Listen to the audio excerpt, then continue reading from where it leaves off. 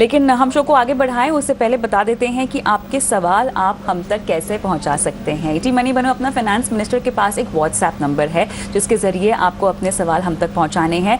Number आपकी screen पर flash हो रहा है 9619873567, जहां पर आप लिखित रूप में सवाल पूछ सकते हैं। चाहे तो अपने सवाल का वीडियो, जी हाँ, कैमरा मोड में चाहिए, वीडियो शूट कीजिए अपने सवाल का और वो वीडियो अपलोड कर दीजिए इस व्हाट्सएप नंबर पर। हम इंतज़ार रहेगा आपके सवालों का। लेकिन शो को आगे बढ़ाएंगे और हमारे अगले दो मेहमान जो कि अब आपके तमाम सवालों के जवाब देंगे और आपके इन्वेस्टमेंट पोर्टफोलियो की तमाम बारीकियों पर आपको समझाइश देंगे।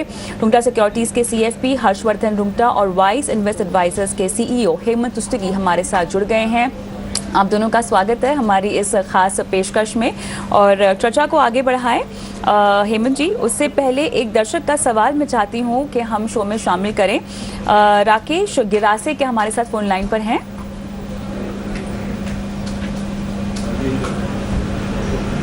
राकेश जी, आपको मेरी आवाज आ रही है?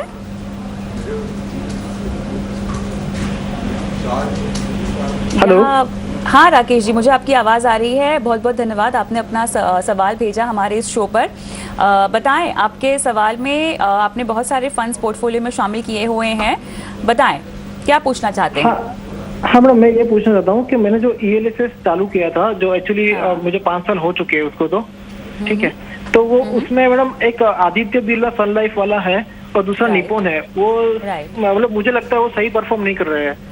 जैसे आदित्य बिरला में मैंने देखा तो अभी 7-8% के आसपास कुछ एनुअल रिटर्न आ रहा है और इवन कोविड के बाद जब मार्केट इतना अप था तभी भी उसमें हार्डली 12 या 13% के आसपास रिटर्न दिखा रहा था। तो वो मुझे चेंज करना चाहिए या नहीं करना चाहिए? और बाकी जो मैंने अभी जस्ट नवंबर में 4 महीने पहले ही नए 4 म्यूचुअल फंड खरीदे हैं, तो वो मुझे मतलब उनसे एडवाइस लेना है कि सही है नहीं सही है। मुझे ये बताएं कि आपने सबसे पहले तो 3 टैक्स सेविंग फंड्स अपने पोर्टफोलियो में डाले क्यों? Yes madam. क्यों डाले आपने? Yes madam. बताएं क्या वजह रही इसके पीछे? मैडम एक्चुअली मुझे 5 साल पहले तो मुझे ज्यादा पता नहीं था। मैं किसी के कहने पे ही मतलब या ऐसे करके डाला हुआ था।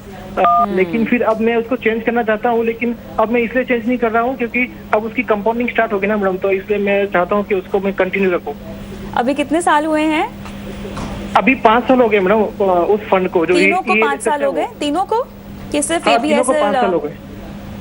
अच्छा, चलिए ठीक है। और बाकी आपके पोर्टफोलियो में है एक्सिस ग्रोथ अपॉर्चुनिटी, पराग पारिक का फ्लेक्सी कैप है, एक्सिस का स्मॉल कैप है और SBI का स्मॉल कैप है। 2 स्मॉल कैप फंड्स आपने क्यों डाले?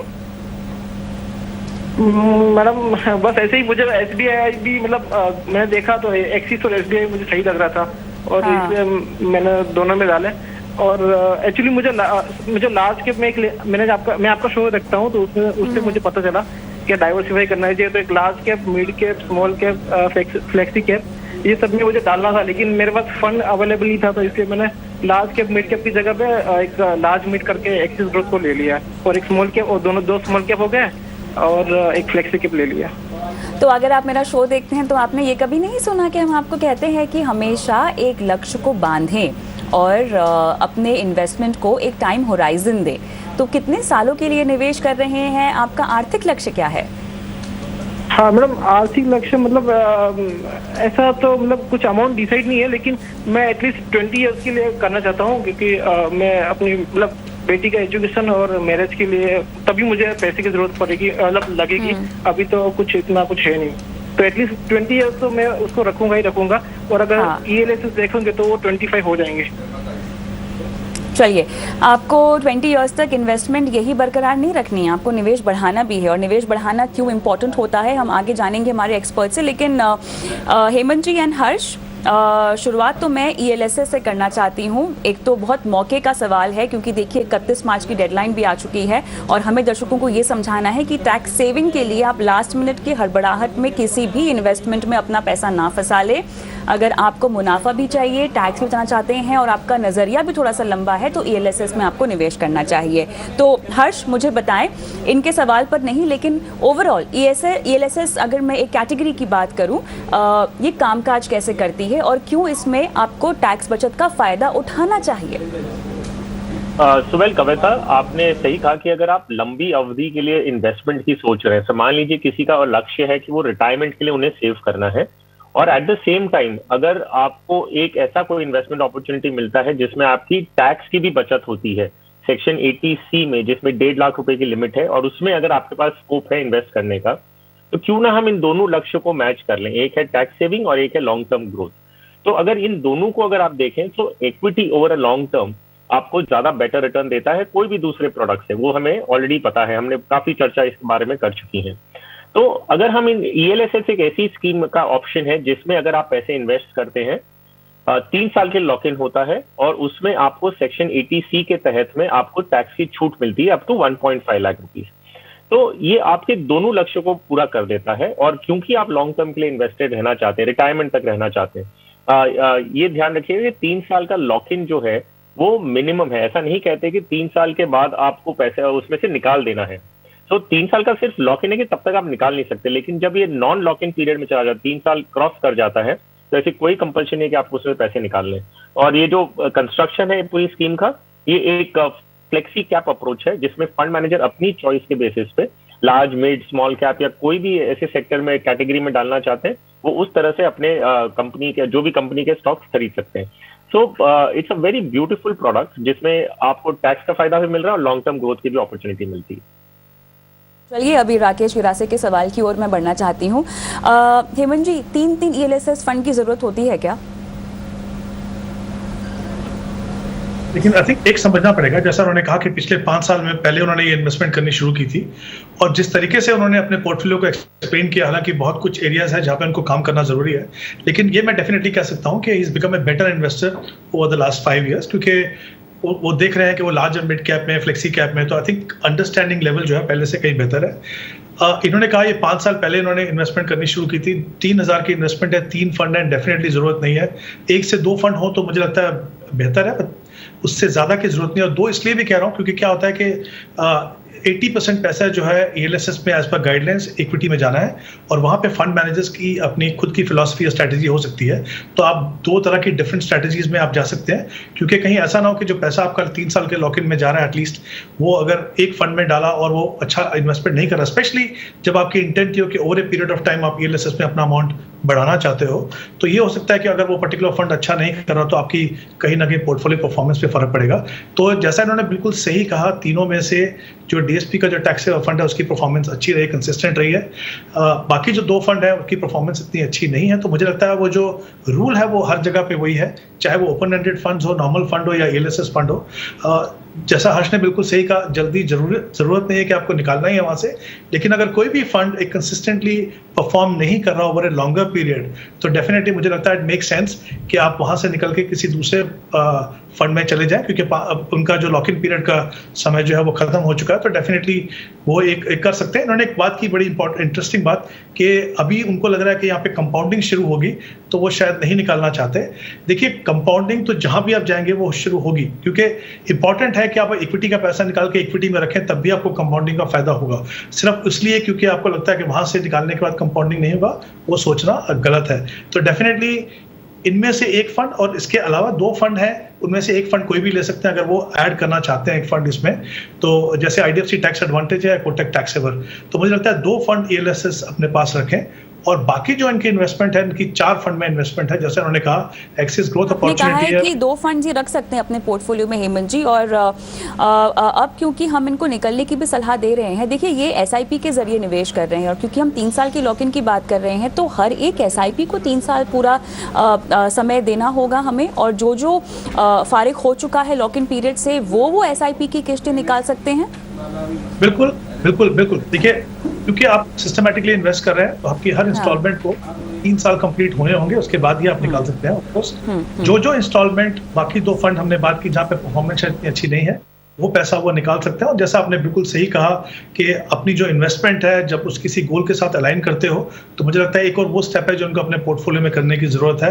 तो इनके लिए फिर कहाँ पे एलोकेट करना ये आसान होगा। इनके पास ऑलरेडी 3-4 फंड हैं, जैसा उन्होंने कहा, तो वहाँ पे भी एलोकेशन हो सकती है। बट इंपॉर्टेंट चीज़ ये है कि हर इंस्टॉलमेंट जो 3 साल कंप्लीट करे, तभी आप वहाँ से उसको निकाल पाएंगे। तो ये बहुत ही इंपॉर्टेंट चीज़ है। दूसरा, इनके पास इन्होंने कहा 4 फंड्स हैं 2 स्मॉल कैप फंड है, 3,000 रुपये वो इन्वेस्ट कर रहे हैं। और मुझे लगता है स्मॉल कैप हम जानते हैं कि बहुत ही एग्रेसिव सेगमेंट है, और जहाँ पे मुझे लगता है इनकी एलोकेशन जो है वो थोड़ी ज़्यादा है, वहाँ पे कम करने की ज़रूरत है। एटलीस्ट एक जो स्मॉल कैप फंड उनको पोर्टफोलियो से निकालना होगा, तो चाहे तो वो एक्सिस का स्मॉल कैप रख सकते हैं, और जो पैसा ये जो SBI स्मॉल कैप में डाल रहे हैं वो जो फ्लेक्सी कैप फंड है उसके अंदर अगर वो डाल लें पराग पारिख है, तो मुझे लगता है वो एक सही एडिशन रहेगा। क्योंकि फ्लेक्सी कैप में हमेशा हमने देखा है कि लार्ज कैप बायस रहता है, और इम्पोर्टेंट चीज़ ये है कि उसमें अभी फिलहाल तो शायद नहीं होगा इनके लिए, बट कुछ 30% पैसा जो है वो इंटरनेशनल मार्केट में भी इन्वेस्ट होता है। तो ये एक अच्छी ऑप्शन रहेगी कि थोड़ा पोर्टफोलियो को कंसोलिडेट करें, थोड़ा रिस्क कम करें, क्योंकि equity by itself aggressive asset class है। बहुत ज़्यादा एग्रेसिव अपने पोर्टफोलियो को मत बनाइए, बट डेफिनेटली मैं कह सकता हूँ कि Rakesh over the last 5 years has become better investor. कुछ चीज़ें हैं, जैसे कहा, गोल्ड के साथ अलाइन करें, पोर्टफोलियो को थोड़ा कंसोलिडेट करें, तो और बेहतर इन्वेस्टर बन सकते हैं, और उनका जो पोर्टफोलियो है वो कहीं बेहतर परफॉर्म कर सकता है। तो फंड पर तो हमने इनको सलाह दे दी है, लेकिन एक और बात हर्ष मैं चाहती हूँ कि जिस पर आप विस्तार से समझाइश दें, वो ये है कि 20 साल तक तो ये कह रहे हैं कि इन्वेस्टमेंट करेंगे। बहुत ज़रूरी है एक कॉर्पस को डिसाइड करना, और दूसरा अपने इन्वेस्टमेंट को बढ़ाना, क्योंकि अगर आप अपने निवेश को बढ़ाएंगे नहीं तो आपका कॉर्पस इकट्ठा होगा नहीं, और कहीं ना कहीं जो कंपाउंडिंग की हम बात कर रहे हैं उसमें आप थोड़ा सा पीछे रह जाएंगे। इसको समझाएं। राइट कविता, कि आप जब भी कोई निवेश करना शुरू करते हैं, मान लीजिए हम रिटायरमेंट की बात करें या बच्चों की पढ़ाई की बात करें, तो आप रिटायरमेंट आपको पता है कि एक एक्स नंबर ऑफ इयर्स में होने वाला है। मान लीजिए 20 साल होंगे आपके पास, या 10 साल रिटायरमेंट के लिए है।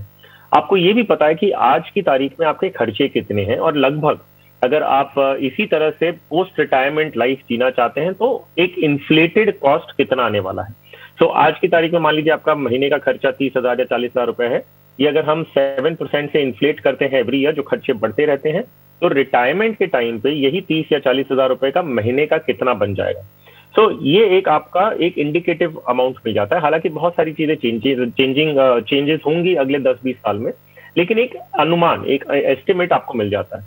अब अगर आप एक कैलकुलेशन करेंगे कि भाई अगर मुझे ये इन्फ्लेटेड कॉस्ट 30 या 40,000 का जो भी उस समय कॉस्ट होगा, मान लीजिए ₹1,00,000 महीना हो जाता है, तो ये अगर मुझे अगले 20 साल तक चाहिए तो मुझे एक कॉर्पस कितना इकट्ठा होना चाहिए ताकि वो मेरे पोस्ट रिटायरमेंट इन्फ्लेशन को एडजस्ट करते हुए मुझे 20 साल तक पैसे आते रहे। तो इसके लिए ये एक्सरसाइज करने का फायदा क्या होता है, आपको एक कॉर्पस अमाउंट पता चल जाता है कि 60 साल की उम्र में या 55 साल की उम्र में आपको कितनी रकम की जरूरत है। अब ये जो लक्ष्य आपको मिल जाता है कि मान लीजिए 1 करोड़ 2 करोड़ रुपए आपको इकट्ठा करके चाहिएंगे। अब आपके पास 20 साल है, और 20 साल के लिए अगर आप रिटायरमेंट के लिए कर रहे हैं तो आप किस तरह के एसेट को चूज करेंगे, इक्विटी लेंगे, डेट लेंगे, हाइब्रिड लेंगे, ये आप डिसाइड कर पाएंगे। सो लक्ष्य को देख के अगर आप अपना इन्वेस्टमेंट प्लान बनाते हैं, उसके 2 फायदे होते हैं। एक ये कि आप एक करेक्ट एसेट क्लास को चूज कर सकते हैं और उस तरह से इन्वेस्टमेंट कर सकते हैं। दूसरा इंपॉर्टेंट फैक्टर एक साइकोलॉजिकल होता है, क्योंकि आप रिटायरमेंट के लिए कर रहे हैं, आप जानते हैं कि 2 करोड़ रुपए इकट्ठा करने हैं आपको, तो बीच में अगले 20 साल में जब आप जमा कर रहे हैं, आप उस पैसों में से निकालने के पहले 2 बार सोचेंगे। अगर 2 करोड़ का टारगेट आप अचीव करना चाह रहे हैं और बीच में आपको लगता है कि कुछ छुट्टी लेनी है या बड़ी गाड़ी खरीदनी है, तो शायद आपको कहीं ना कहीं आपके मन में खटकेगा कि अगर मैं निकाल लूं तो मेरा रिटायरमेंट का कॉर्पस पूरा नहीं होगा। अब तीसरी बात जो आपने कही कि हमें इन्वेस्टमेंट हर साल बढ़ाने की सोचनी चाहिए, ये जरूरी क्यों है? क्योंकि पहली बात, किसी भी फाइनेंशियल प्लान में अगर हम देखेंगे तो जो भी आपका एक्चुअल कमिटमेंट होता है, जो लक्ष्य होता है कि हमें ये पैसे चाहिए, वो टारगेट करंट इनकम से मुश्किल होता है। तो आप क्या करते हैं, शुरू जरूर करते हैं और आगे जाते हुए अपनी इनकम से बढ़ाते रहें। दूसरा, जैसे मैंने पहले कहा था कि ये एक अनुमान, एक एस्टिमेटेड है कि आपको 2 करोड़ रुपए चाहिए, लेकिन ये एस्टिमेट आगे अगले 20 साल में बढ़ भी सकता है क्योंकि हम हमारी लाइफस्टाइल को बढ़ाते रहते हैं। तो अगर हम इन्वेस्टमेंट बढ़ाएंगे नहीं और कॉर्पस को 2 करोड़ पे ही रखेंगे तो पोस्ट रिटायरमेंट हमें तकलीफ होगी। तो इसे कॉर्पस को भी आपको रिवाइज करते रहना चाहिए, और उसे अचीव करने के लिए आपको अपना इन्वेस्टमेंट अमाउंट, इनकम बढ़ती है तो 10%, 15%, जो भी आपके कंफर्टेबल हो, हर साल बढ़ाते रहना चाहिए। और राइट, चलिए, तो बड़े तरीके से आपने बताया कि क्या है महत्व अपने निवेश राशि को बढ़ाने का, और हम ये नहीं कह रहे कि आपको तुरंत ही अपनी इन्वेस्टमेंट अमाउंट में इजाफा करना चाहिए। जब भी मुमकिन हो, जब भी आप कर सके, कम से कम सालाना 10% से तो आपको अपनी इन्वेस्टमेंट बढ़ानी ही चाहिए। इसी नोट पे रुकेंगे छोटे से ब्रेक के लिए, और ब्रेक के बाद अरिजीत गांगुली हमारे दर्शक फोन लाइन पे जुड़े हुए हैं, उनका सवाल लेंगे और उनको बताएंगे उनके फाइनेंशियल पोर्टफोलियो में क्या क्या गलतियां हुई हैं और कहाँ उनको कैसे सुधारना है। इस ब्रेक के बाद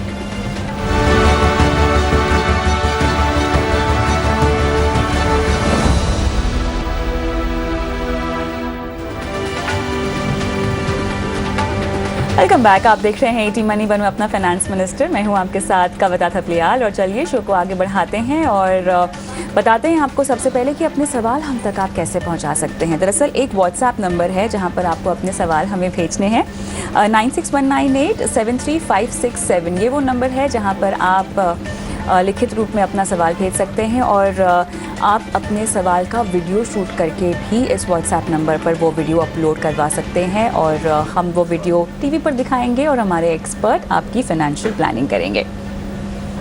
ओके, चलिए अब हमारे अगले दर्शक अरिजीत गांगुली हमारे साथ फोन लाइन पर हैं और इन्हें अपने बच्चों की पढ़ाई लिखाई और उनकी शादी के लिए पैसे इकट्ठा करने हैं। इन्होंने अपना पोर्टफोलियो भी बना के रखा हुआ है जिसमें इनके पास लगभग 7 फंड हैं। अरिजीत जी नमस्कार सर, कैसे हैं, कहाँ से बोल रहे हैं, कुछ बताएं अपने बारे में, क्या करते हैं? गुड इवनिंग मैम, मैं एक्चुअली कलकत्ता से बोल रहा हूँ। मैं ये शो बहुत देखता हूँ और जो भी मेरे को फंड के एडवाइस लेने होते हैं मैं यही शो से ही लेता हूँ। Thank you so much. आपने अपना हमारा शो लगातार देखा और मेरे ख्याल से आपने पोर्टफोलियो बना के रखा हुआ है। अच्छी बात ये है कि आपने काफ़ी डिफाइंड तरीके से अपने पोर्टफोलियो को समझाया है। रिटायरमेंट के लिए आपको चाहिए 3 करोड़ और बच्चों की पढ़ाई के लिए 18 साल के बाद आपको चाहिए 75 लाख और 10% से अपना निवेश आप बढ़ाने की भी सोच रहे हैं। मुझे बताएं अभी मौजूदा SIP कितने की है आपकी? 21,000 की। 21,000, ओके। ओह, आपने अगस्त पिछले साल से ही शुरुआत की है इन्वेस्टमेंट की? राइट। इससे पहले मैं एक्चुअली वो PPF में ही करता था। अच्छा, तो आपको क्यों लगा कि आपको शुरुआत करनी चाहिए इन्वेस्टमेंट की? आपने बाजार में तेजी देखी? मैंने बताया कि मैंने आपका शो बहुत दिन से देख रहा था तो आई वाज अच्छा इन्वेस्ट इनटू इक्विटी। तो जितना मेरे को रिसर्च खुद से बन पाया तो मैं ये बना के एक्चुअली मन बना के शुरू कर दिया। तो इसलिए एक बार रिव्यू करना था कि सही जा रहे हैं कि नहीं। तो चलिए, देर आए दुरुस्त आए और आपके गोल्स को देखते हुए क्या ये फंड्स का चुनाव सही है या नहीं, पूछते हैं हर्ष। इन्होंने देखिए अगस्त में शुरुआत की है अपने इन्वेस्टमेंट की और हालांकि कह रहे हैं कि इन्हें इंस्पिरेशन हमारे शोज देखकर मिली है, लेकिन शुरुआत की वही बहुत अच्छी बात है। इंस्पिरेशन चाहे जो भी हो। फंड का सिलेक्शन आपको कैसे लग रहा है? तो यस कविता, अरिजीत जी ने जो अपना पोर्टफोलियो बनाया है वो अच्छा बनाया है और मुझे नहीं लगता कि इसमें फिलहाल कोई भी ऐसे कोई रीजन है जिसे हमें बदलाव करने की जरूरत है। पहले मैं इनका सवाल का जवाब दे दूं। जो इनका टारगेट है कि इन्हें 75 लाख चाहिए 18 साल में और 3 करोड़ चाहिए 22 साल में और 21,000 की SIP से शुरू किए हैं और 10% बढ़ाने की बात कर रहे हैं। तो आई थिंक कंफर्टेबली अगर हम एक 14% के आसपास का भी अनुमान लगाएं कि इतना आपको 18-20 साल की रेंज में रिटर्न मिले तो आपका जो कॉर्पस है, जो आप टारगेट बनाकर रखें, वो अचीव हो जाए। अब इनके पोर्टफोलियो पे आते हैं। तो जैसे मैंने कहा कि इनके पोर्टफोलियो में से कोई भी बदलाव करने जैसा मुझे कोई कंपेलिंग रीजन नहीं दिख रहा कि कोई बहुत ज्यादा खराब है या कुछ बदलने की जरूरत है। लेकिन फिर भी मेरे 2 ऑब्जर्वेशन हैं जो मैं शेयर करना चाहूंगा और अरिजीत जी अगर आपको ये ठीक लगे तो आप इंप्लीमेंट करिए, नहीं तो जो आपका पोर्टफोलियो आप कंटिन्यू कर सकते हैं, ऐसे कोई बदलाव करने की जरूरत नहीं। तो मेरा पहला ऑब्जर्वेशन ये है कि अगर मुझे पर्सनली एक प्योर स्मॉल कैप फंड इतना पसंद नहीं है क्योंकि रिस्क ज्यादा होता है अगर stock selection point of view से अगर हम देखें। और अगर एक लेमैन इन्वेस्टर है जो अरिजीत जी हैं कि नए इन्वेस्टर हैं, अगस्त 2021 में शुरू किया है, तो मेरा मानना ये है कि आप अगर एक फ्लेक्सी कैप अप्रोच लेते हैं या मल्टी कैप अप्रोच में इन्वेस्ट करते हैं जिसमें स्मॉल कैप ऑटोमेटिकली आ सकता है, वो अप्रोच बेटर है। तो अगर ये चीज आप करना चाहें तो क्वांट का आपका स्मॉल कैप फंड जो है वो उसे बंद कर दीजिए और जो SIP उसमें जा रही है 2,500 रुपए की आप SIP क्वांट स्मॉल कैप में कर रहे हैं, ये SIP आपके पास एक एग्जिस्टिंग फंड है SBI फोकस इक्विटी फंड, उसमें 1,500 आप इन्वेस्ट कर रहे हैं। सो क्वांट का बंद करके आप SBI फोकस इक्विटी में 4,000 की SIP कर लें। इससे क्या होगा कि SBI फोकस इक्विटी का एक मैंडेट है जो वो कोई भी सेगमेंट की कंपनी खरीद सकता है, लार्ज मीडिया स्मॉल। तो जैसे फंड मैनेजर कोई अच्छी बिजनेस आइडिया दिखेगा स्मॉल कैप में, वो चेरी पिक करके उसमें इन्वेस्ट कर लेंगे। तो ये पहला मेरा ऑब्जर्वेशन था। दूसरा ऑब्जर्वेशन इनके लिए ये है कि इन्होंने एक IT फंड ले रखा है, सेक्टर फंड ले रखा है, ICICI Pru टेक्नोलॉजी फंड। सो अपनी कैटेगरी में टेक्नोलॉजी फंड में ICICI Pru is a very good fund, कोई डाउट नहीं उसमें। लेकिन मेरा मानना ये है कि अगर आप टेक्नोलॉजी सेक्टर में इन्वेस्ट करना चाहते हैं तो आपके पास जो एक्सिस ब्लू चिप है, पराग पारेख है, कोटक इमर्जिंग इक्विटी, जो बाकी सब फंड्स हैं उनका मैंडेट डाइवर्सिफाइड है जिसमें इंडियन टेक्नोलॉजी फंड्स तो कंपनीज तो ऑलरेडी आ जाती हैं।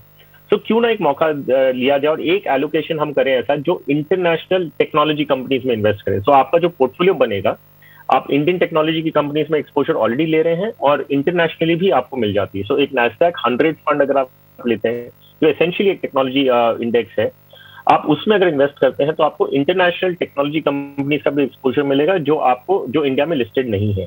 सो ये एक बदलाव कर सकते हैं। और Kotak Nasdaq FOF, Nasdaq 100 FOF जो फंड है, इसमें आप निवेश कर सकते हैं, जो अभी भी खुला है। इंटरनेशनल जो रिस्ट्रिक्शंस आ गए इंटरनेशनल फंड्स के, लेकिन अभी भी कोटक नैस्डैक 100 FOF में आप इन्वेस्ट कर सकते हैं। तो इसमें आपको उन सारी टेक्नोलॉजी कंपनीज का एक्सपोजर मिलेगा जो आपको इंडिया में लिस्टेड नहीं है। हालांकि ICICI टेक्नोलॉजी फंड में भी थोड़ा सा एक्सपोजर इंटरनेशनल इक्विटी का है, लेकिन purely speaking from a diversification point of view I think that will better. फिर से दोहरा रहा हूँ, अगर ये चेंजेस आप करना चाहें तो ठीक है, नहीं करना चाहें तो भी कोई दिक्कत नहीं, आपका पोर्टफोलियो वैसे ठीक है। तो कोई ऐसा नहीं है कि ये चेंजेस आपको इनकॉर्पोरेट करना ही अगर नहीं समझ में आ रहा फिर भी। So take your choice and जो आपको सूट करे वो आप कर लीजिएगा। चलिए अरिजीत, यहाँ पर गुड न्यूज़ आपके लिए ये है कि आपका जो फंड का चुनाव है वो बहुत अच्छा है। मोटे तौर पर आपको कोई बदलाव करने की ज़रूरत नहीं है, ये सलाह दी जा रही है हर्ष की तरफ से। और कोई सवाल पूछना चाहते हैं आप हर्ष से? थैंक यू, यही सुनना।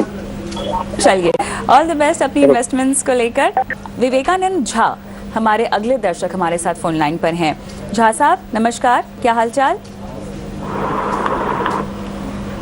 विवेकानंद जी, जी सर, आपकी आवाज़ मुझे आ रही है, कैसे हैं?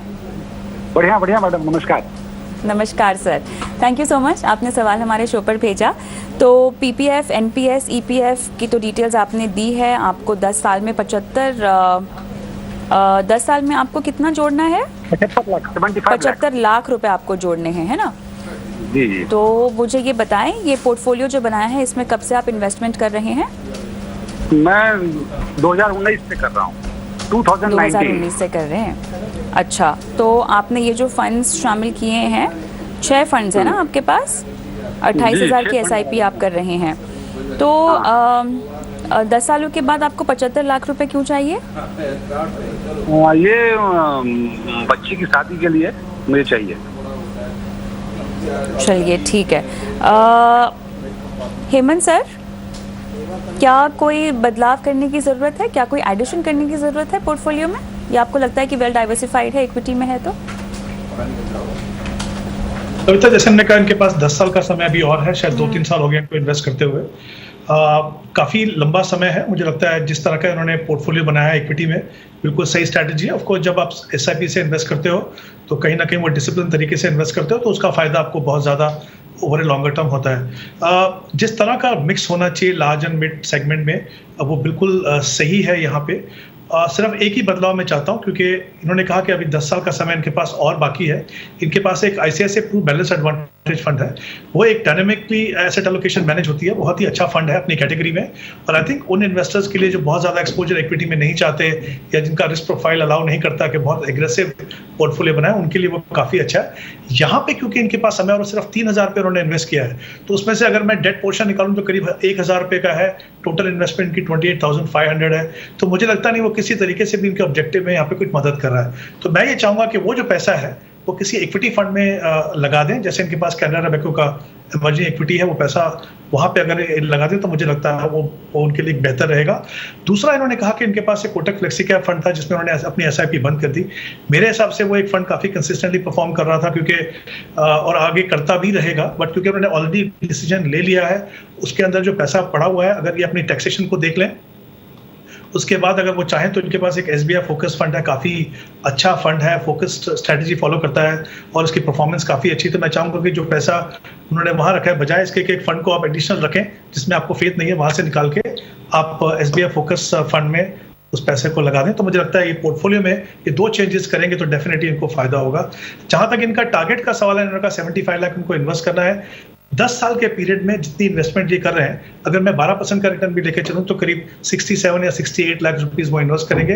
इसके अलावा इनकी और इन्वेस्टमेंट है, NPS में इन्वेस्ट कर रहे हैं, PPF में इन्वेस्ट कर रहे हैं। तो मुझे लगता नहीं कि कोई भी कारण है कि अपने लक्ष्य तक ना पहुंच पाए। तो आई थिंक उस पॉइंट ऑफ व्यू से इनकी स्ट्रैटेजी बिल्कुल सही है। पोर्टफोलियो में जैसे मैंने कहा 1 या 2 बदलाव करते हैं, लेकिन एक चीज़ मैं डेफिनेटली चाहूँगा कि वो इन्होंने जो टारगेट रखा है उसको थोड़ा रीअसेस करें कि वाकई में 75 लाख का जो टारगेट है उनका वो सही रहेगा।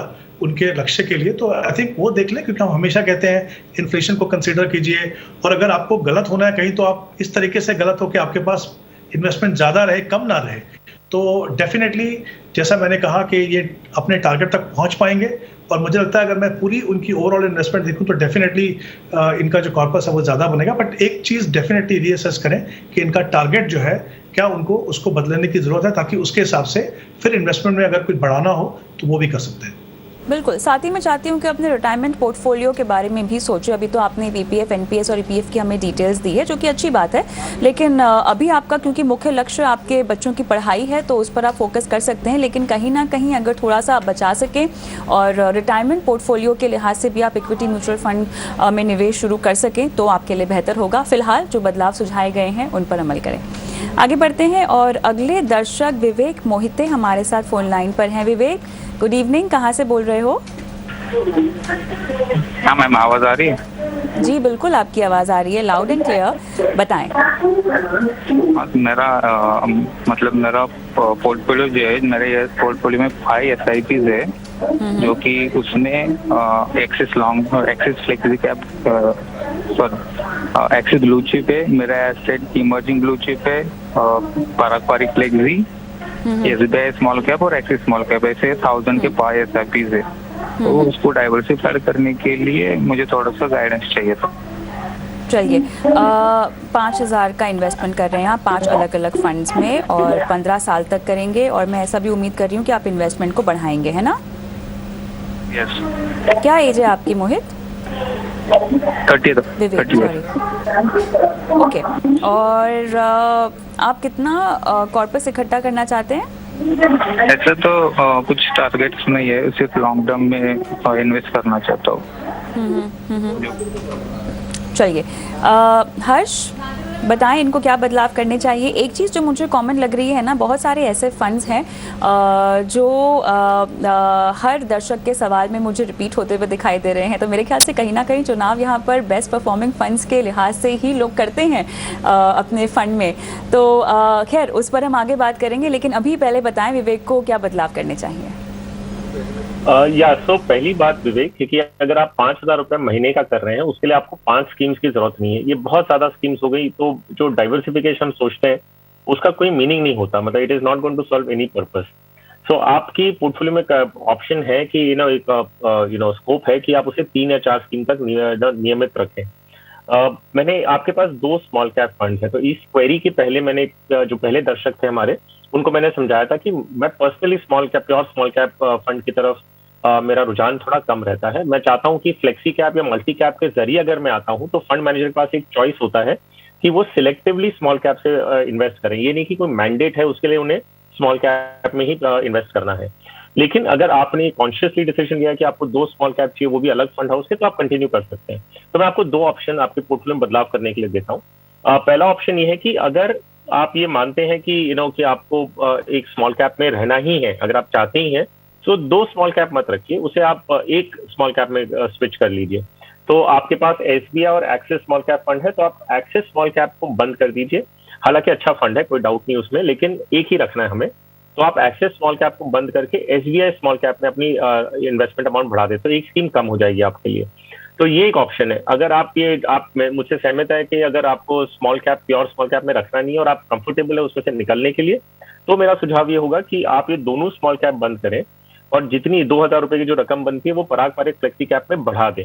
तो इस तरह आपकी 3 स्कीम्स आपके पास हो जाएंगी, और इसमें स्मॉल कैप में सिलेक्टिवली जो भी फंड मैनेजर को अच्छा लगेगा वो कंपनीज में वो उनमें इन्वेस्ट कर लेंगे। तो ये दोनों ऑप्शन मैं आपको दे रहा हूँ, जो आपको सूट करता है, जो आपको पसंद आता है, जो आप करना चाहते हैं, प्लीज आप कर सकते हैं। ऑलराइट विवेक, कोई सवाल पूछना है आपको हर्ष से? सर व्हाट अबाउट मेरा asset emerging blue chip? Okay, so बाकी जो 2 फंड है आपके पास, एक्सिस ब्लू चिप या मेरा इमर्जिंग, वो दोनों आप कंटिन्यू करिए जैसा है, उसमें कोई बदलाव करने की जरूरत नहीं। Alright Vivek, all the best अपने इन्वेस्टमेंट्स के लिए। अगले सवाल पर जाएं। हेमंत जी, जैसे कि मैंने शुरुआत में कहा कि बहुत सारे फंड्स कॉमन दिखाई दे रहे हैं निवेशकों के पोर्टफोलियो में, ऐसा क्यों हो रहा है? देखिए क्या होता है कि कुछ फंड्स ऐसे होते हैं जो कंसिस्टेंटली परफॉर्म करते हैं, तो जब भी एनालिसिस होती है तो ये कहा जाता है कि इन फंड्स को आप रिटेन कीजिए। तो मुझे लगता है कि इन्वेस्टर्स को लगता है कि ये फंड अगर जनरली रिकमेंड किए जा रहे हैं, उनकी परफॉर्मेंस कंसिस्टेंट है, तो आप उन फंड्स को कंसिस्टेंटली डिफरेंट पोर्टफोलियोज में देखेंगे, वो होता है।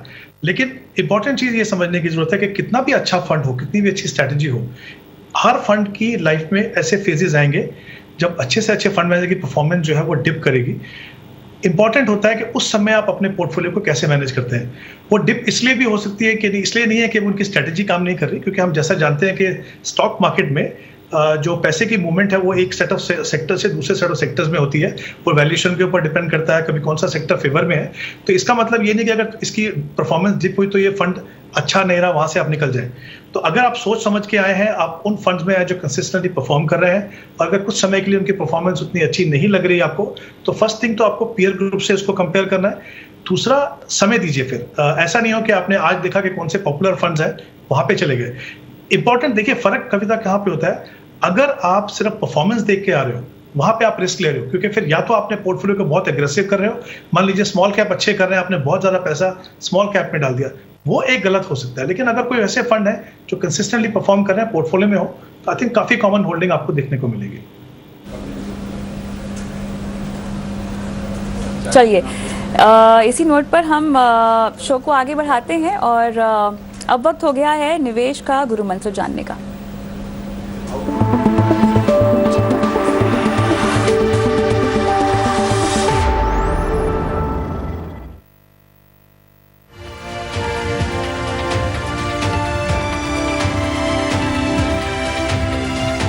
ये हर शुरुआत करेंगे आपसे, बताएं आपका निवेश का गुरु मंत्र क्या है?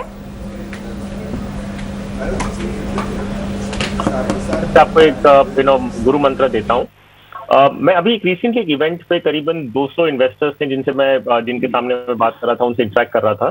तो मुझे एक चीज बहुत कॉमन सुनने में आई लोगों से कि उन्होंने अभी रिसेंटली, क्योंकि रशिया और यूक्रेन का वॉर का सिचुएशन है, तो उन्होंने अपनी एसआईपी बंद कर दी थी। मार्केट क्योंकि थोड़ा करेक्ट हुआ था बीच में, तो उन्होंने अपनी एसआईपी बंद कर दी और वो फिर से शुरू करेंगे जब मार्केट स्टेबलाइज हो जाएगा और नॉर्मल की आ जाएगी। सो ये मुझे सोचने मजबूर कर दिया कि हम जब इन्वेस्टमेंट की बात करते हैं, एसआईपी की बात करते हैं, एसआईपी का मतलब ये होता है कि आप हर मार्केट कंडीशन में इन्वेस्ट कर रहे हैं। मार्केट गिर रहा है तो भी आप इन्वेस्ट कर रहे हैं, बढ़ रहा है तो भी इन्वेस्ट कर रहे हैं। ये इनफैक्ट जरूरी होता है कि जब मार्केट गिर रहा हो तब आप अपना इन्वेस्टमेंट डेफिनेटली करें, क्योंकि आपको लोअर एनएवी में आपका इन्वेस्टमेंट हो रहा है। तो जब मार्केट नॉर्मल सी या ऊपर आने लगे फिर से, तो पूरे इन्वेस्टमेंट पे आपको फायदा होने लगे। सो एक लाइन में गुरु मंत्र अगर दें तो अपनी एसआईपी को प्लीज बंद ना करें मार्केट से घबरा के। मार्केट में उथल पुथल चलती रहेगी और यही कारण है कि आप एसआईपी से इन्वेस्ट कर रहे हैं। So do not stop your SIP in any market condition. ये है मेरा गुरु मंत्र। आपका गुरु मंत्र? तो इतना मैं कहूंगा कि अगर आप अपने पोर्टफोलियो से हेल्दी रिटर्न चाहते हैं तो आपको कुछ रिस्क लेना पड़ेगा। वो रिस्क ऑफकोर्स कैलकुलेटेड होना चाहिए, नहीं तो ऐसा नहीं होना चाहिए कि आपकी एस्पिरेशंस कुछ और है, आपका पोर्टफोलियो कुछ और बोल रहा है। तो आई थिंक रिस्क लेना जरूरी है, लेकिन अगर बहुत ज्यादा रिस्क लेंगे तो कहीं ऐसा ना हो कि जो आपके ड्रीम्स है वो आपको कहीं नाइटमेयर्स बन जाए। तो रिस्क लीजिए, लेकिन कैलकुलेटेड रिस्क लीजिए और आपके एस्पिरेशन जो है वो आपके पोर्टफोलियो की कंपोजिशन में दिखने चाहिए। ऑलराइट, चलिए आखिरी दर्शक का सवाल मैं लूंगी। सर्वेंद्र सिंह हमारे साथ फोन लाइन पर हैं और इनका सवाल बहुत ही इंटरेस्टिंग है। इन्हें अपने भविष्य के लिए इकट्ठा करने हैं 5 करोड़ रुपए। क्या इन्वेस्टमेंट स्ट्रैटेजी होनी चाहिए, ये पूछ रहे हैं। सर्वेंद्र जी नमस्कार, कहाँ से बोल रहे हैं? जी सर, जी मैम, गुड इवनिंग मैम। मैं I am talking from Lucknow. Lucknow से बात कर रहे हैं, अच्छा। बताएं आपको 5 करोड़ रुपए कितने साल में चाहिए? Ma'am actually there is no limit कि कब तक चाहिए, लेकिन मैं जरूर जानना चाहूंगा कि मुझे कितना इन्वेस्टमेंट करना चाहिए पर मंथ इन एसआईपी और एनी अदर म्यूचुअल फंड कि मुझे कुछ अच्छा amount at the time of my retirement मिल जाए। तो मतलब मैं 60 साल की उम्र पकड़ के चलूं, आपको 60 साल की उम्र तक 5 करोड़ रुपए चाहिए? जी ma'am, I am now 42 and my retirement age is 62 और 62। Yes ma'am. तो आपके पास अब तक कोई इन्वेस्टमेंट पोर्टफोलियो नहीं है?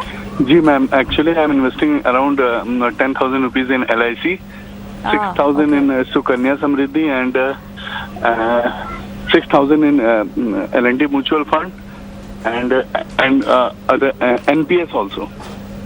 ओके, अब जो आप निवेश की शुरुआत करेंगे 5 करोड़ के लिए, उसकी राशि कितनी होगी? मैम मैं वही जानना चाहता हूँ कि मुझे कितना करना चाहिए कि एटलीस्ट मुझे कुछ बढ़िया जितना ज़्यादा उतना कम, क्योंकि आपके पास समय कम है। हेमंत जी, बहुत कम समय मेरे पास, लेकिन क्या सलाह देंगे आप सर्वेंद्र जी को?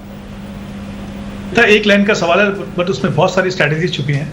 अगर मैं ये मान के चलूँ कि इनके पास 20 साल का समय है, तो मैं कहूँगा कि तो 12% के हिसाब से अगर मैं एनुअलाइज रिटर्न चलूँ, इक्विटी का पोर्टफोलियो बनाना है इनको, 50,000 उनको इन्वेस्ट करना होगा 20 साल में 5 करोड़ पहुंचने के लिए। लेकिन अगर ये 25 साल का समय दे सकें तो उनको सिर्फ 25,000 रुपये इन्वेस्ट करने होंगे, और अगर ये 15 साल का समय देंगे तो उनको 1 लाख रुपए इन्वेस्ट करना पड़ेगा। जैसे मैंने कहा, एक सवाल में बहुत सारी स्ट्रेटेजीज हैं। जितना लंबा समय देंगे उतना पावर ऑफ कंपाउंडिंग का फायदा होगा, इतना इन्वेस्टमेंट कम करना होगा। 5 साल कम देंगे तो आप देखते हैं कि आपकी इन्वेस्टमेंट जो है वो डबल हो जाएगी। इसलिए हम हमेशा कहते हैं start early so that you can benefit. But इनके पर्टिकुलर केस में 30 साल में अगर इनको 5 करोड़ चाहिए तो 50,000 रुपये इन्वेस्ट करने होंगे हर महीने। ऑल राइट, तो आपको 50,000 रुपये हर महीना निवेश करना होगा अगर आपको 5 करोड़ के लक्ष्य को अचीव करना है। लेकिन साथ ही मैं चाहती हूँ कि क्योंकि रिटायरमेंट का आपका गोल है, थोड़ा सा इसको आपको रीअसेस भी करना होगा। मौजूदा इन्वेस्टमेंट्स की डिटेल्स आप चाहें तो हमें वापस से भेज सकते हैं, और आपका रिटायरमेंट पोर्टफोलियो किस तरह का होना चाहिए।